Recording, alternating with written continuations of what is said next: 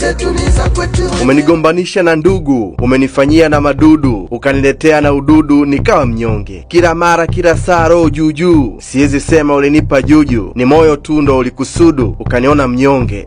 Nishajishusha, nikafupika, nikapungua, nikacheka, nikalia, mpaka machozi yakanitoka. Yaani kama mapenzi ndio yanafanya mimi nakosa raha, basi sawa. Yaani kama ukipenda ni lazima uwe bwege, wenzio na amenishinda, basi sawa. Sasa hivi nitaanza kunywa maji mengi, nitalala kwa wakati. Sasa kwa nini nitake kujitoa roho? Sasa hivi bora tu niwe na sari, nitubie, anisamee, vipo vingi nimekosea. Sio kama mimi siwezi kupigana, ila mapenzi alichonifanyia anayejua ni Mwenyezi.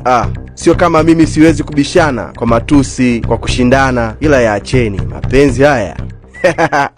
Kitaa chetu kinazungumza mapenzi kwa upande huo. Story nimekuletea mimi, lakini ujumbe ni wa Bwana Stans, ndugu yangu kabisa, mtu wangu wa karibu, ameshanungunika na nami nawafikishia ujumbe nyinyi mnaopenda kusikiliza mazungumzo yangu. Poleni kwa wote mnaoteswa na mapenzi. Kitaa chetu mambo ya love you bado sana. Ndio hivyo bana.